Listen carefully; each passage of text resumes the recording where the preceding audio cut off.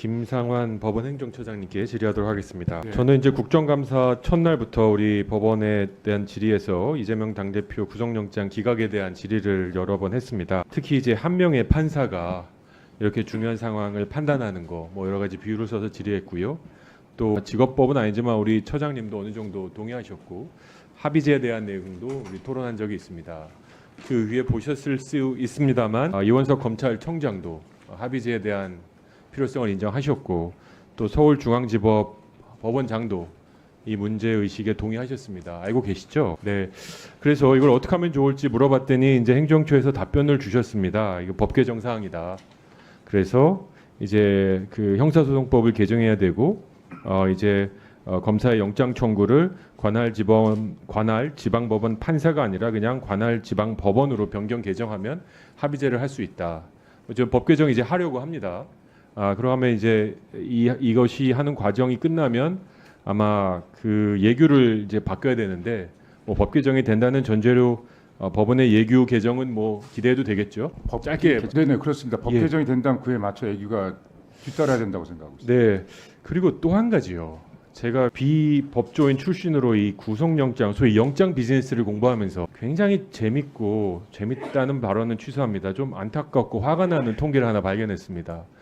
그게 뭐냐면 이 영장, 구속영장, 체포영장, 압수영장 이 세 가지 영장 기각률이 유독히 높은 검찰청이 있고 유독히 높은 법원이 있습니다.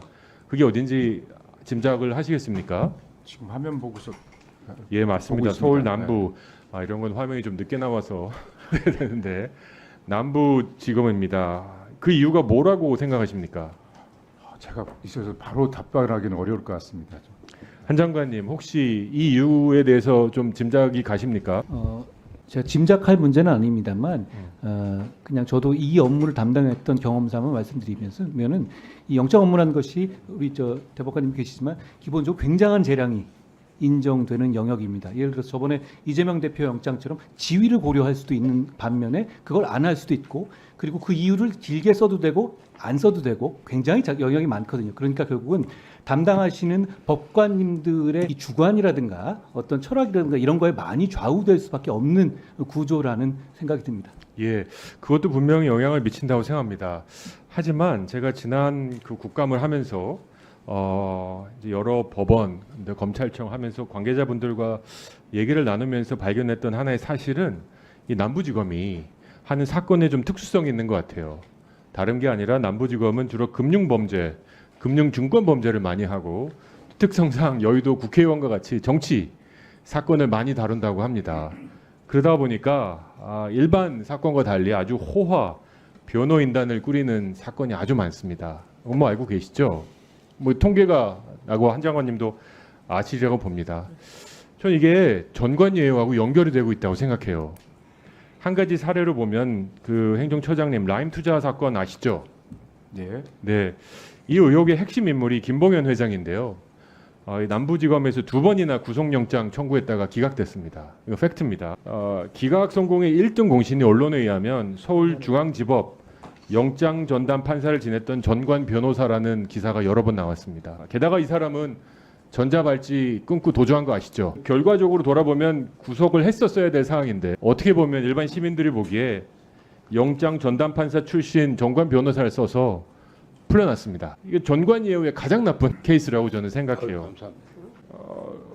2번이나 검찰이 구속하려는 사람을 판사와 판사 출신 변호사가 도주를 도와줬다라는 비난을 피할 수 없다고 생각합니다. 장관님 어떻게 생각하십니까? 검찰은 기꺼이 구속하려고 공을 들였는데 이런 전관으로 어떻게 뭐 이 전관이 직접적이지 않을 수 있습니다만 좀 허무하지 않으십니까? 어떻게 하면 이런 후진적 사법 시스템 바꿀 수 있을까요? 사회정의 실현하는 것은 법관과 검찰 그리고 국민 모두의 몫이라고 생각합니다. 말씀하신 것처럼 남부지검이라는 곳의 특성상 사회적인 강자에 대한 수사가 다른 지역의 다른 사건에 비해서 많이 집중되고 영장 비율도 그런 것이 높은 것은 의미 있는 통계인 것은 맞고 차이가 분명히 저렇게 10% 차이 난다는 것은 그냥 우연의 차이라고 보기는 어려운 면이 있을 것 같습니다. 검찰도 그렇고 법원도 그렇고 이런 식의 국민들의 시각을 잘 생각해야 될 것 같고요. 저희가 구체적 사건에 대해서 제가 법무장관으로 말씀드리는 것은 이 이상 말씀드리는 것은 적절하지 않아 보입니다.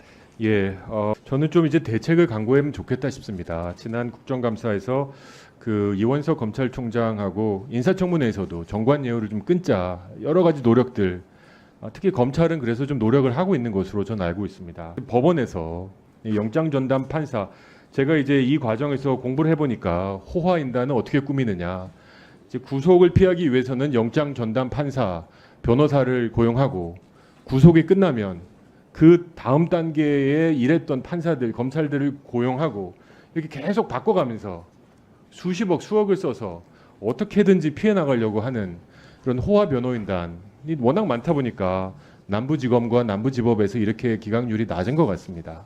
물론 이게 과학적인 팩트냐?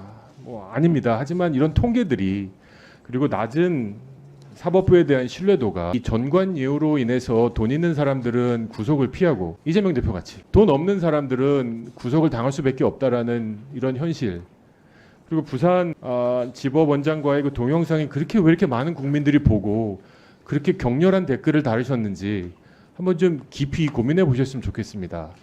행정처장님 한번 마지막으로 한번 발언을 한번 해주시죠. 어쨌든 그 구체적인 재판에서 그 판사가 어떤 사정을 고려해서 했는지를 제가 알 수 없는 거기 때문에 그거에 대해서 판단은 저도로서도 적절치 않아서 하는 건데, 저는 일관되게 이런 생각을 갖고 있습니다. 국정감사에서 위원님들이 지적하는 거를 한 3년 동안 계속 지켜보니까 저희들이 이와 같은 의원들이 지적하는 사회적 평가와 비판의 지점과 관점이 있다라는 걸 계속 의식해야겠구나. 그렇게 의식했는데도 뭐 사안의 성격에 따라서 이렇게 판단할 수도 있겠죠. 독립된 재판.